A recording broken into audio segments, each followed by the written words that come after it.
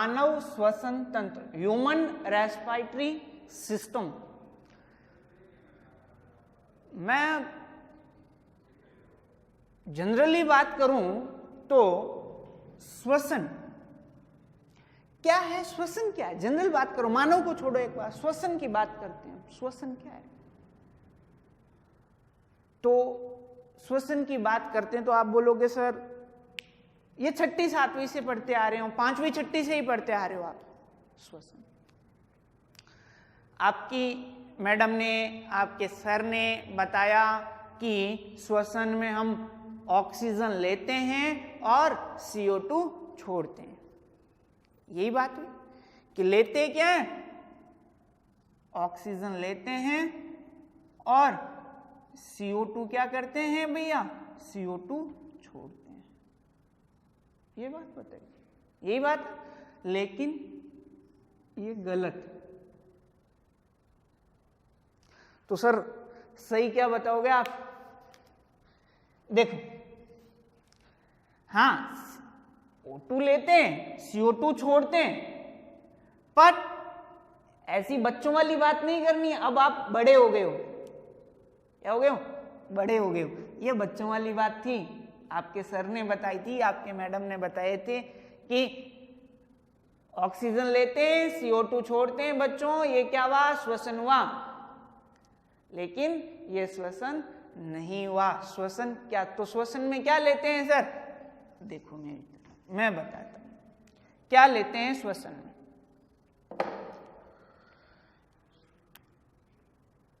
बात करूं मैं श्वसन में लेते हैं, कहां से लेते हैं श्वसन? इस वातावरण से लेते हैं, वातावरण से लेते हैं। और इस वातावरण के अंदर हवा होती है, तो हवा होती है तो ये हमारे नाक के पास में कोई फिल्टर तो नहीं लगा हुआ है ना कि भाई ऑक्सीजन ऑक्सीजन अंदर चली जा और बाकी गैस है जो अपने आप बाहर वापस हो जा, यहां कोई फिल्टर नहीं लगा हुआ है। तो हम लेते हैं क्या है, हम लेते हैं भैया एयर लेते हैं। क्या लेते हैं? एयर मीन्स हवा लेते हैं। सर कहां से लेते हैं? नाक से लेते हैं, नोज से लेते हैं। फिर कहां जाती है? फिर जाती है विंड पाइप में जाती है, यानी कि श्वास नली में जाती है। फिर श्वास नली से कहां जाती है? हमारे लंग्स में जाती है, हमारे फेफड़े में जाती है। और फेफड़े में क्या होता है? फेफड़ों में ब्लड होता है, पढ़ा था हमने, ब्लड होता है यानी कि रक्त होता है। और इस रक्त में क्या होती है? O2 घुल जाती है। आपने पढ़ा था रक्त परिसंचन तंत्र में कि फेफड़े किस प्रोसेस पे काम करते हैं? फेफड़े प्यूरिफिकेशन के प्रोसेस पे काम करते हैं, शुद्धिकरण के प्रोसेस पे काम करते हैं। ऑक्सीजन को तो इन करते हैं, CO2 को क्या करते हैं? आउट करते हैं। जो एयर यहां तक आई फेफड़े तक, और जब फेफड़े प्यूरिफिकेशन के प्रोसेस पे करेंगे तो CO2 के साथ में वापस क्या कर दी जाएगी? ये एयर है, बाकी गैस जो निकल जाएगी, और O2 है जो घुल जाएगी। सर ये O2 ही क्यों घुली? भाई ये O2 ही क्यों घुली? बाकी गैस है जो क्यों नहीं घुली सर? भाई नाइट्रोजन सबसे ज्यादा है वायुमंडल में, तो वायुमंडल में सबसे ज्यादा है तो सर वो घुलनी चाहिए ना। ये ऑक्सीजन क्यों घुली? क्योंकि ऑक्सीजन में वो ताकत होती है जो हमारे ग्लूकोज को ब्रेक डाउन कर सके, तोड़ सके। सर कैसे? जैसे C6H12O6 प्लस ऑक्सीजन क्रिया करके एक उत्पाद बनाते हैं। क्या उत्पाद बनाते हैं? CO2 carbon oxide, carbon dioxide, और प्लस साथ में पानी बनाते हैं, और प्लस साथ में ऊर्जा रिलीज करते हैं। और वो ऊर्जा कौन सी रिलीज करते हैं? ATP। ATP मतलब एडेनोसिन ट्राइफॉस्फेट नामक एक ऊर्जा। और वो ऊर्जा हमारे में कहाँ संचित रहती है? हमारी कोशिका के एक कोशिकांग है, उसका नाम है माइटोकॉन्ड्रिया। उस माइटोकॉन्ड्रिया के पास में हमारी वो क्या रहती है, ऊर्जा, किस फॉर्म में, एटीपी के फॉर्म में। माइटोकॉन्ड्रिया का हिंदी नाम क्या है, सूत्रकणिका। और इस सूत्रकणिका के किस भाग में, तो आपने पढ़ा होगा क्रिस्टी भाग में। क्रिस्टी भाग में क्या होगा, ये माइटोकॉन्ड्रिया की क्रिस्टी भाग में ये एटीपी संचित रहती है। इसीलिए कहते हैं ना कि कोशिका का शक्ति गृह कौन है, माइटोकॉन्ड्रिया। क्यों है, क्योंकि इसके पास ऊर्जा है। जिसके पास ऊर्जा होगी उसके पास शक्ति होगी ना। तो ये बात है भैया। तो ऑक्सीजन क्यों लेते हैं, क्योंकि ये क्या कर सकता है, ग्लूकोज को तोड़ के ये चीजें बनाता है, ये ऊर्जा रिलीज करता है। वो ऊर्जा माइटोकॉन्ड्रिया सूत्रकणिका के पास में संचित रहती है। सर ये बात तो समझ में आ गई, लेकिन हम श्वसन की परिभाषा क्या देंगे, तो श्वसन की परिभाषा क्या देंगे,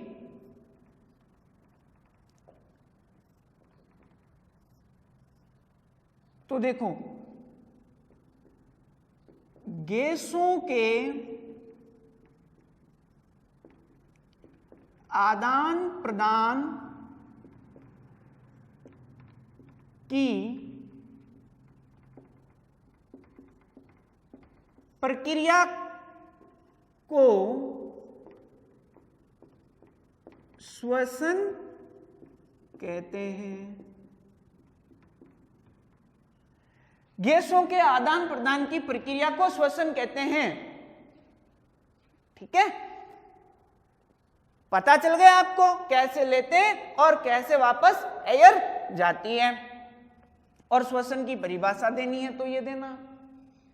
ठीक है, अब बात करते हैं, ये तो हुई परिभाषा की। अब बात करेंगे अपन श्वसन भैया होते कितने प्रकार के हैं, श्वसन कितने प्रकार का होता है,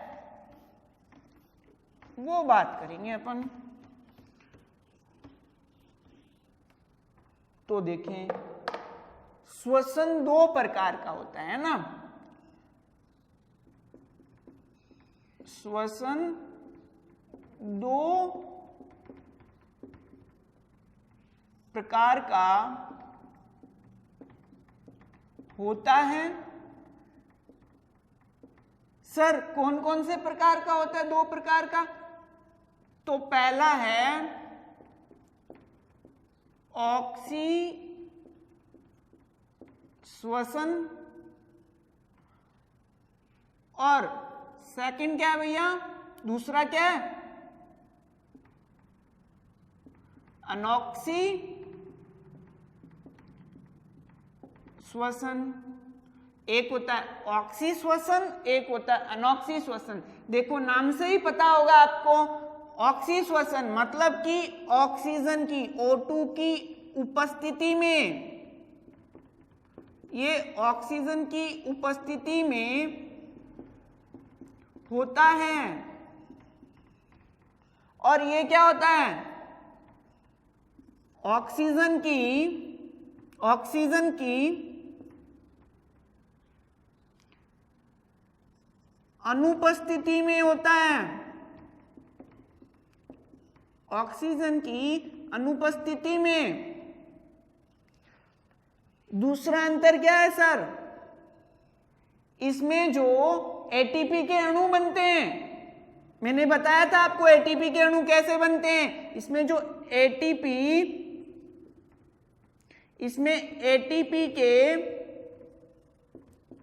अणु, इसमें एटीपी के 38 अणु बनते हैं। और इसमें कितने बनते हैं, तो लिखना इसमें एटीपी के 2 अणु बनते हैं, 2 अणु बनते हैं। और ये सर किस में होता है, तो एग्जाम्पल क्या होगा, ये मानव में होता है और वह जानवरों में होता है। कौन सा श्वसन होता है मानव में, ऑक्सी श्वसन। जानवरों में कौन सा होता है, ऑक्सी श्वसन। सर इसका क्या एग्जाम्पल होगा, इसका होगा एक कोशिकीय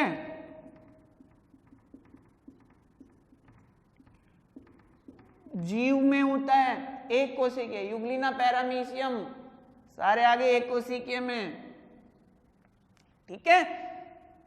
ये होता है इसमें, यानी कि श्वसन दो प्रकार का, ऑक्सी श्वसन, अनॉक्सी श्वसन, ठीक है, ये बात होती है। अब बात करते हैं मानव श्वसन तंत्र की, यानी कि उस तंत्र सिस्टम, यानी कि रेस्पिरेटरी सिस्टम के अंदर कौन कौन से अंग आते हैं, उन एक एक अंगों को लेंगे और समझेंगे क्या कार्य होता है उनका। तो हेडिंग दे देंगे मानव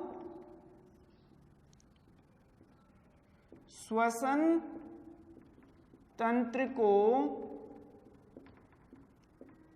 3 भागों में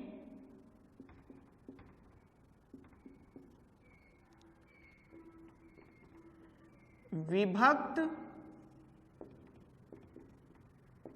किया गया है। 3 भागों में विभक्त किया गया है। सर कौन कौन से भागों में, तो नाम लिखना है, ऊपरी श्वसन तंत्र, नंबर 2 निचला श्वसन तंत्र, और नंबर 3 बात करते हैं तो नंबर 3 आएगा श्वसन मांसपेशियां, श्वसन मांसपेशियां। सर ये हमारे अंदर होता है, हाँ मानव के अंदर होता है। 3 भागों में विभक्त किया जाता है, ऊपरी श्वसन तंत्र, निचला श्वसन तंत्र और श्वसन मांसपेशियां। सर कैसे होता है ये और कहाँ कहाँ होता है अभी बात करते। तो मैं इधर एक साइड में एक छोटा सा स्ट्रक्चर बना रहा हूँ, चित्र बना रहा हूँ, इसका संरचना बना रहा हूँ, आप देखें इस संरचना को। 2 मिनट में बना देंगे अपन।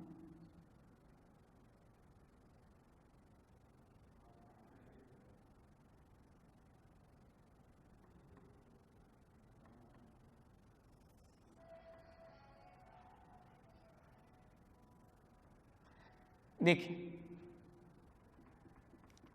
ये बना दे इसकी जुल्फें, मुझे तेरी जुल्फों में खो जाने दे, ना जाने तेरी कब चोटी कट जाए। अभी चोटी कौन कटे भाई,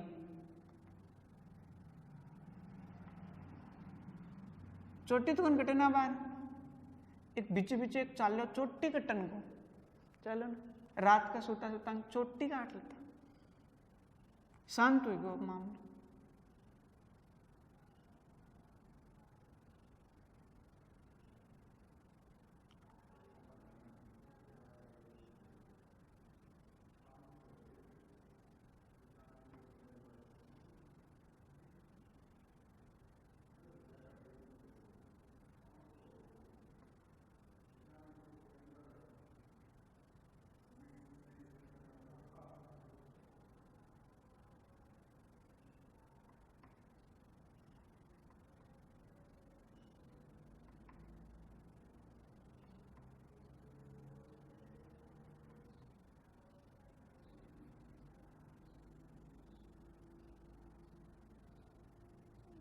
लो ये आपके हो गए फेफड़े, ठीक है।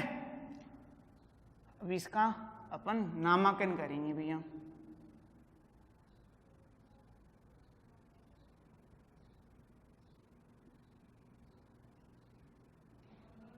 ये अब देखो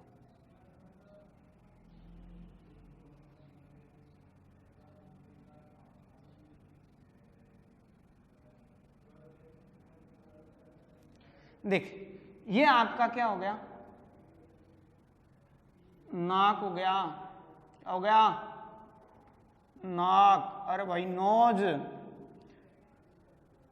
ये क्या हो गया, ये हो गया भैया मुख या मुख गुहा, बक्कल कैविटी। और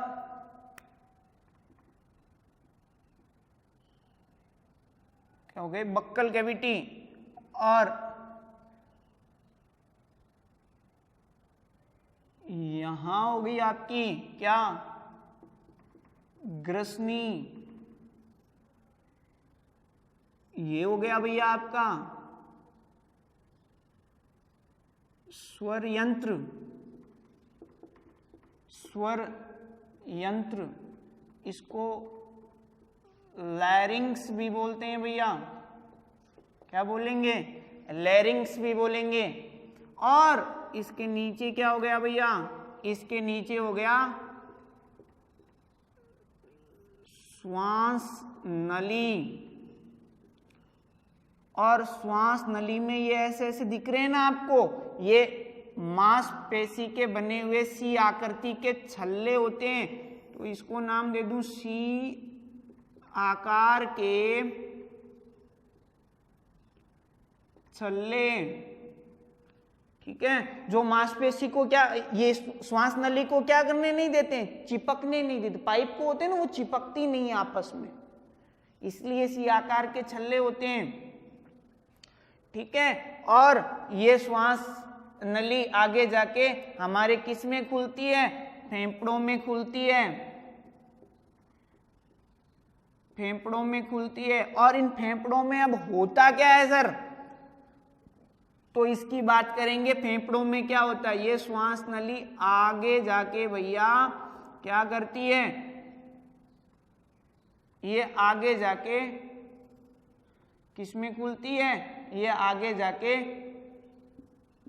श्वसनी में खुलती है। और श्वसनी के विभाजन से, श्वसनी के विभाजन से क्या बनता है भैया, श्वसनी के विभाजन से, श्वसनी के विभाजन से बनेगा क्या, छोटी छोटी श्वसनिकाएं बन जाएगी, श्वसनिकाएं छोटी छोटी क्या बन जाएगी,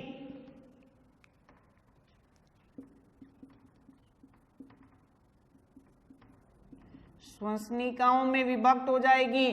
और श्वसनिकाएं किस में विभक्त हो जाएगी, ध्यान रखना, छोटी छोटी श्वसनिकाएं हैं जो आगे जाके कुपिका में विभाजित हो जाएगी। सर ये कुपिका, हाँ इसी में सारा फंडा होता है, यही है लोचा। इन कुपिकाओं में विभक्त हो जाती है ये। और एक फेफड़े में, माना एक फेफड़े में 1,00,000 कुपिका होती है। क्या होती है, कुपिका। और ये प्रोसेस इस फेफड़े में होती है, ये चीजें इस फेफड़े में, दोनों तो कॉमन कर दो मैं, इसी फेफड़े में क्या होती है, यही चीजें इस फेफड़े में होती है, यही तो चीजें होती है इस फेफड़े में भी, यही कुपिकाएं, यही श्वसनिकाएं, यही श्वसनी आदि आदि आदि, यही चीजें होती है सारी। ठीक है, और यही आगे जाके इसमें विभक्त होता है भैया। ठीक है, और इसके नीचे, दोनों फेफड़ों के नीचे एक पट होता है भैया, सीट जैसी संरचना होती है। उसको क्या कहते हैं भाई, उसको कहते हैं डायफ्राम। क्या कहते हैं, डायफ्राम, उसको डायफ्राम बोलते हैं। ठीक है, इसको डायफ्राम बोलते हैं। ये फेफड़ों को सुरक्षित रखता है। अब मानव श्वसन तंत्र के ये अंग है, और इन अंगों को 3 भागों में बांट के पढ़ते हैं, ऊपरी श्वसन तंत्र, निचला श्वसन तंत्र, श्वसन मांसपेशियां। और ये श्वसन मांसपेशियां, ये 3 तंत्र हैं, इन तीनों तंत्रों में ये अंग आएंगे। अब कौन कौन से किस किस में आएंगे और क्या क्या काम करेंगे, सारी चीज पढ़ेंगे, एक एक को उठाएंगे, एक एक चीज पढ़ेंगे इसकी। ठीक है, तो मैं इसको एक बार साफ करता हूं। सबसे पहले हम कौन सा श्वसन तंत्र लेंगे, ऊपरी श्वसन तंत्र। मानव का कौन सा श्वसन तंत्र लेंगे भैया, ऊपरी श्वसन तंत्र लेंगे, ऊपरी श्वसन तंत्र लेंगे। तो नंबर 1 दे दूं मैं यहां पे, और नंबर 1 दे के मैं क्या लिख दूं, ऊपरी श्वसन तंत्र, ऊपरी श्वसन तंत्र। और ऊपरी श्वसन तंत्र में सबसे पहले क्या दे दूं मैं, नंबर ए दे दूं मैं, किसका दे दूं, नंबर ए दे दूं मैं नासिका, नाक, नासिका, नासिका। पहले चलो नाम लिख लेते हैं, नासिका। नंबर बी क्या आ जाएगा भैया, नंबर बी क्या आ जाएगा, नंबर बी आ जाएगा मुख, मुख गुहा, बक्कल कैविटी। नंबर सी क्या आ जाएगा भैया, नंबर सी आ जाएगा ग्रसनी।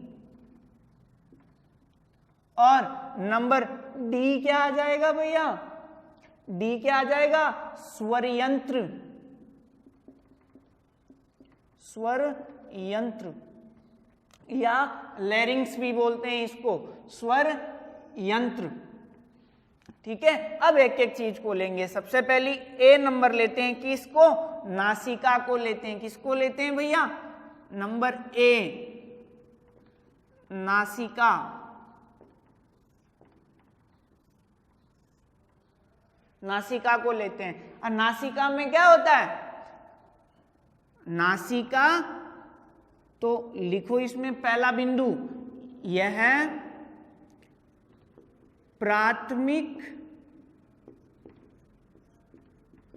श्वसन अंग है, यह प्राथमिक श्वसन अंग है।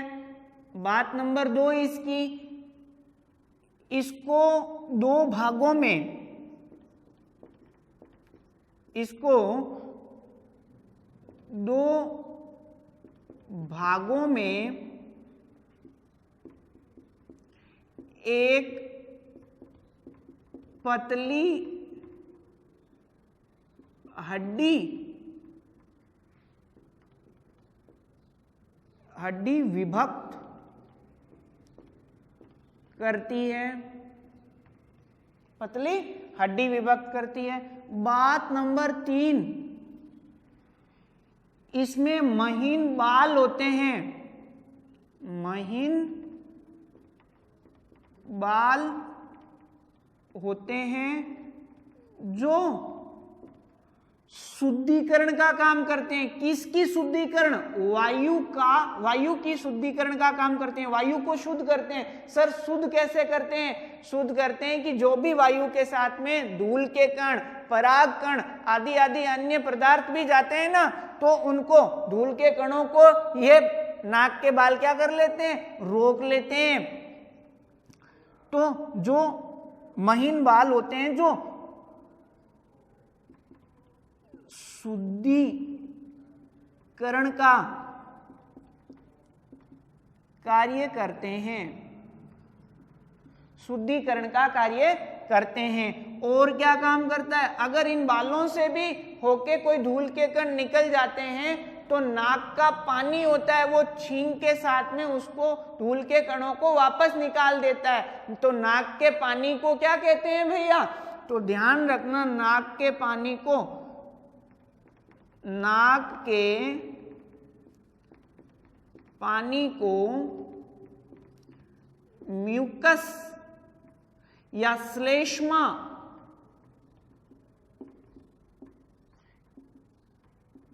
कहते हैं। ठीक है, नाक के पानी को क्या कहेंगे, म्यूकस या श्लेष्मा कहते हैं। ठीक है, ये बात किसकी हुई, नासिका की हुई। नंबर बी आता है मुख। क्या आता है भैया, मुख, माउथ या बक्कल कैविटी। क्या आएगा, बक्कल कैविटी। मुख की क्या बात है, लिखो पहली बात, यह द्वितीयक श्वसन अंग है, द्वितीयक श्वसन अंग है। नंबर 2, इससे ली गई श्वास अशुद्ध मानी जाती है या होती है। इससे ली गई श्वास अशुद्ध होती है। ये बात हुई आपकी किसकी? मुख की। बात करते हैं नंबर 3 ग्रसनी की। किसकी करेंगे? ग्रसनी की। इसको मैं रफ कर रहा हूं। ग्रसनी की बात करेंगे। ग्रसनी की बात करते हैं अपन। ग्रसनी में क्या आया? नंबर सी देखो, नंबर सी आएगा ग्रसनी। ये बहुत ही अच्छा रोल करती है ग्रसनी। क्या करती है ग्रसनी? ग्रसनी करती है, यह सुनिश्चित करती है। क्या करती है?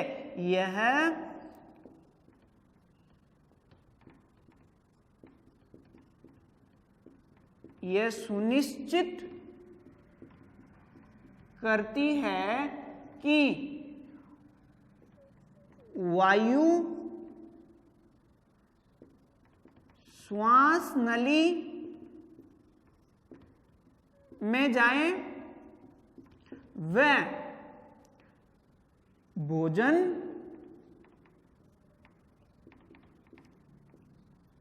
आहार नाल में जाए।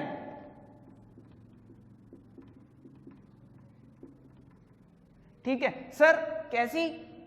ये ऐसे होती है, देखें।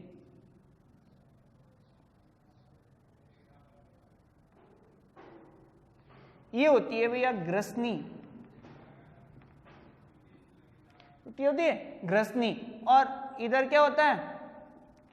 नाक। इधर क्या होता है? ये भाग मुख वाला। तो ये सुनिश्चित करती है आगे जाके कि भोजन वाली नाल, अब इसके नीचे जो मैं यहां बना रहा हूं, इसके नीचे ऐसी संरचना होती है। ये तो है, ये क्या है? ये है भैया श्वास नली। और ये क्या है? ये है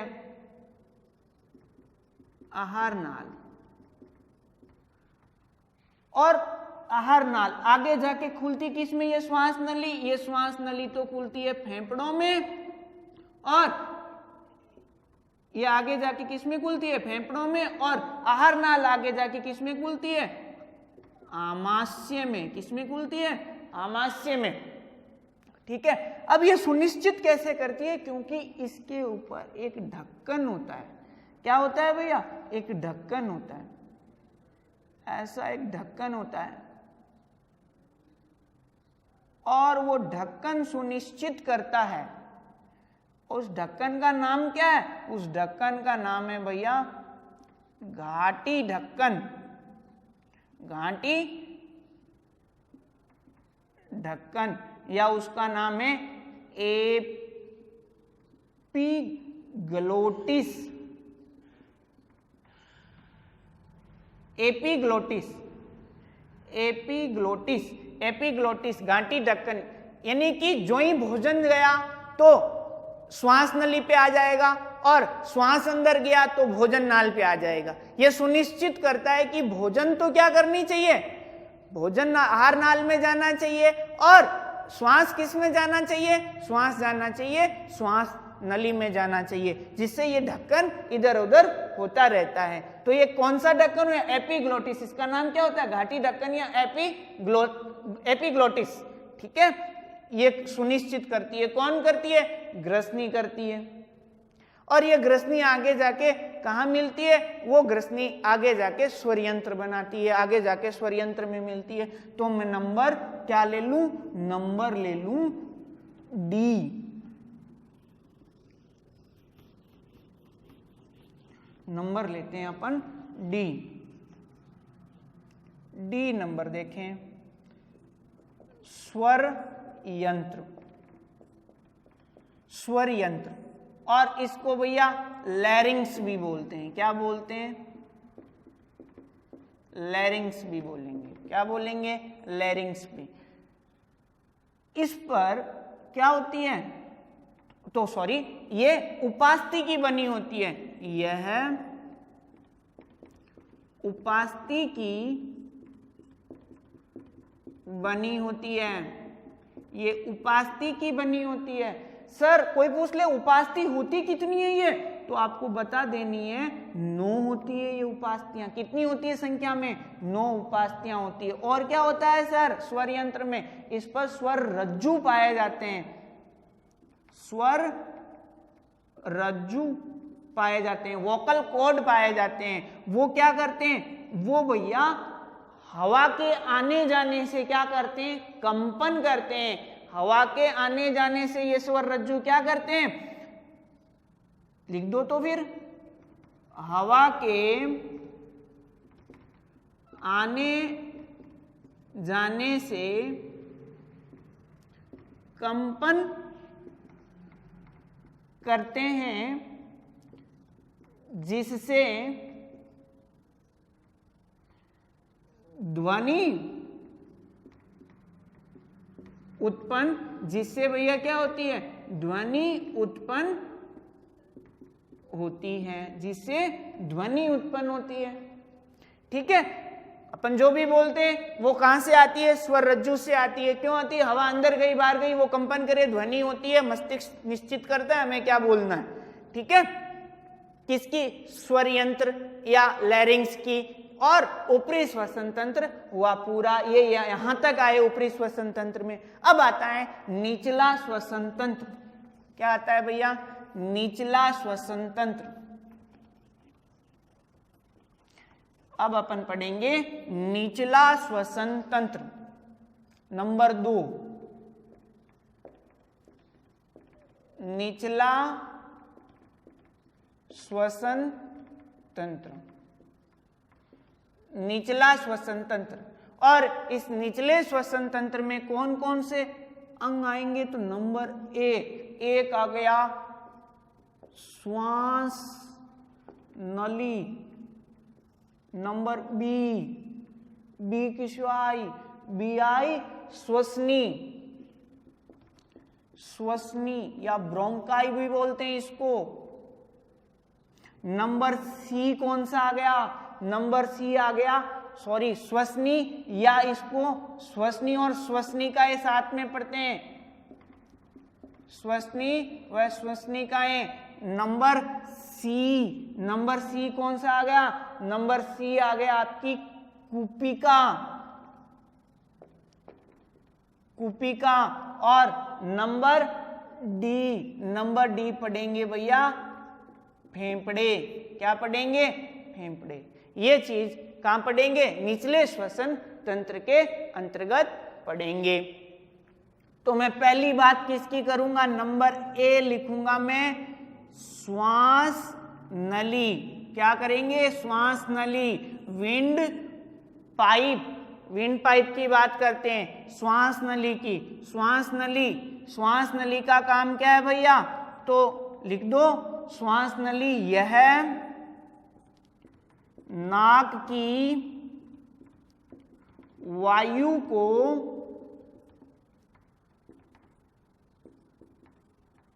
फेफड़ों तक पहुंचाती है। ठीक है, बात नंबर 2 लिख दो। 2 क्या है? ये आगे जाके फेफड़ों में खुलती है, फेफड़ों में खुलती है। ठीक है, ये फेफड़ों में खुलती है। अब बात करते हैं श्वसनी या श्वसनिकाएं। नंबर बी बात करते हैं अपन किसकी?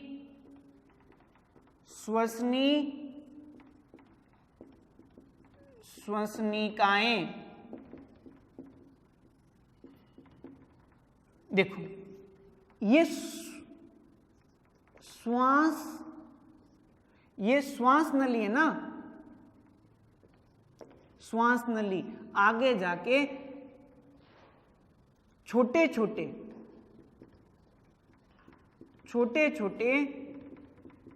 भागों में विभक्त होती है। छोटे छोटे भागों में विभक्त होती है और छोटे छोटे भागों में विभक्त होके क्या बनाती है? ये बनाती है श्वसनी। और नली छोटे छोटे भागों में विभक्त होती है और वो श्वसनी बनाती है। और श्वसनी क्या होती है? श्वसनी होती है भैया आगे जाके छोटे छोटे, श्वसनी भी क्या करती है? श्वसनी भी छोटे छोटे भागों में विभक्त होती है। और वह छोटे छोटे भागों में विभक्त होके क्या बनाती है? सॉरी, यहां लिख सकते हो आप प्राथमिक श्वसनी। प्राथमिक श्वसनी यानी कि श्वास नली छोटे छोटे भागों में विभक्त होके प्राथमिक श्वसनी बनाएगी। प्राथमिक श्वसनी छोटे छोटे भागों में विभक्त होके द्वितीयक श्वसनी बनाएगी। और द्वितीयक श्वसनी छोटे छोटे भागों में विभक्त होकर, छोटे छोटे भागों में विभक्त होकर क्या बनाएगी? तो आपको देना है क्या बनाएगी? वो बनाएगी तृतीय श्वसनी बनाती है। और ये तृतीय श्वसनी आगे जाके क्या होती है? विभाजित हो जाती है। और विभाजित होके क्या बनाती है? विभाजित होके क्या बनाती है? श्वसनिकाएं बनाती है। और श्वसनिकाएं आगे जाके किस में खुलती है भैया? कुपिका में खुलती है। ठीक है, देखो वापस बता रहा हूं, श्वसनी या श्वसनिकाएं निचले श्वसन तंत्र का बी बिंदु है। श्वास नली है, वो श्वास नली छोटे छोटे भागों में विभक्त होगी और वो छोटे छोटे भागों में विभक्त होकर प्राथमिक श्वसनी बनाएगी। और प्राथमिक श्वसनी छोटे छोटे भागों में विभक्त होगी, द्वितीयक श्वसनी बनाएगी। क्या बनाएगी? द्वितीयक श्वसनी बनाएगी। द्वितीयक श्वसनी छोटे छोटे भागों में विभक्त होकर तृतीयक श्वसनी बनाएगी। तृतीयक श्वसनी विभाजित होकर श्वसनिकाएं बनाएगी और श्वसनिकाएं आगे जाके कुपिका में खुल जाएगी। किसमें खुल जाएगी? जो सी बिंदु है अपनी कुपिका में खुल जाएगी। वापस रिपीट मार रहा हूं, श्वसनिकाएं, श्वास नली छोटे छोटे भागों में विभक्त होती है, प्राथमिक श्वसनी बनाती है। प्राथमिक श्वसनी छोटे छोटे भागों में विभक्त होकर द्वितीयक श्वसनी बनाती है। द्वितीयक श्वसनी छोटे छोटे भागों में विभक्त होकर तृतीयक श्वसनी बनाती है। तृतीयक श्वसनी विभाजित होकर श्वसनिकाएं बनाती है और श्वसनिकाएं आगे जाके कुपिका में खुल जाती है। ठीक है, अब अपन बात करते हैं कुपिका की। क्या है ये कुपिका?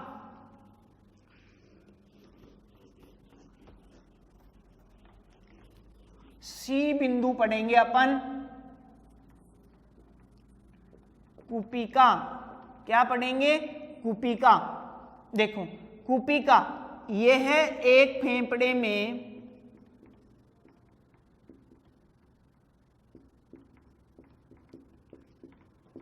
एक लाख, ये एक फेफड़े में 1 लाख होती है। यह अगला बिंदु देखें, नंबर पॉइंट 2 कुपिका का। यह फेफड़े की क्रियात्मक व संरचनात्मक इकाई है। ठीक है, 1 लाख होती है एक फेफड़ों में ये कुपिकाएं। ये फेफड़ों की क्रियात्मक व संरचनात्मक इकाई है। ठीक है, अब बात करते हैं नंबर डी की। किसकी? डी की, फेफड़े की।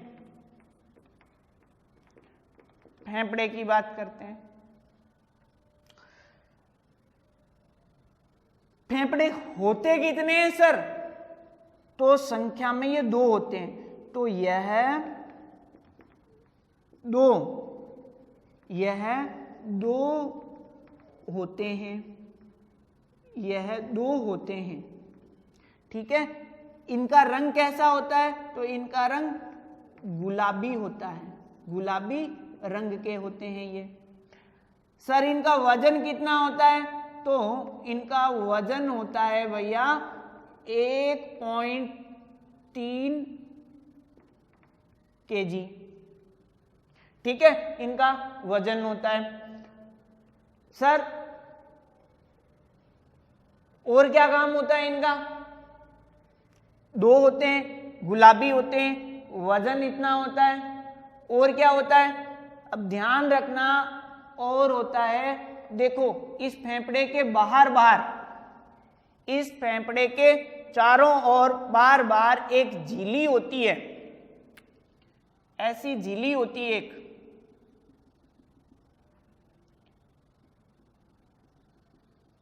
इस फेफड़े की झिल्ली बोलते हैं इसे।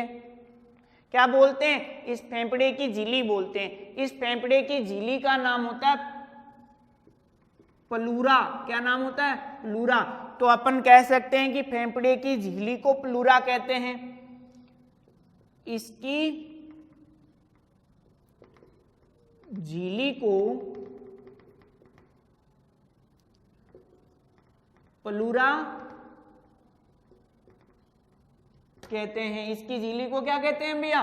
प्लूरा कहते हैं। अब सर इसके अध्ययन को क्या कहते हैं? जो फेफड़े के अध्ययन होता है ना, तो मैं यहां लिख रहा हूं, यहां अगला बिंदु बना रहा हूं, चलो यहां लिख देता हूं।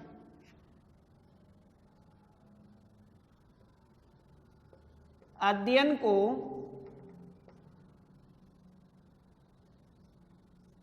पल्मनोलॉजी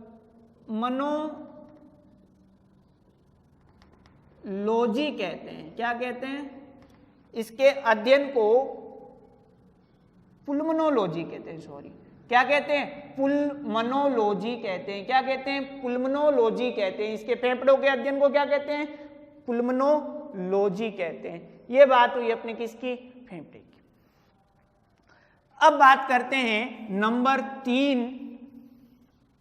मानव श्वसन तंत्र को 3 भागों में बांटा गया था। प्राथमिक श्वसन तंत्र, ऊपरी श्वसन तंत्र, निचला श्वसन तंत्र और श्वसन मांसपेशियां।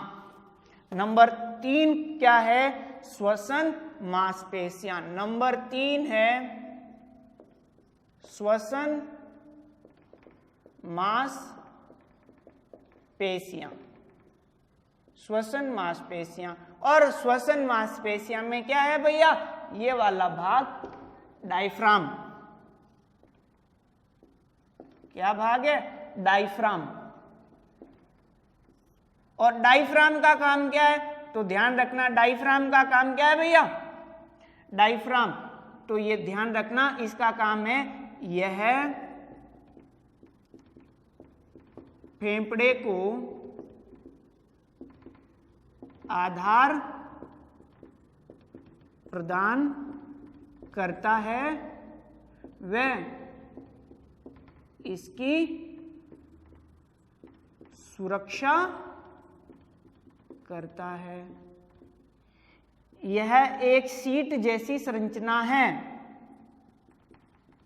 सीट जैसी संरचना है। ये बात हुई भैया किसकी?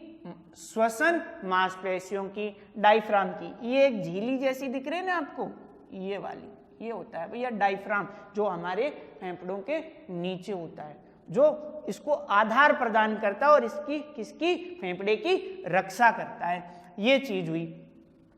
अब देखो एक दो लॉजिक चीज बताता हूं मैं आपको।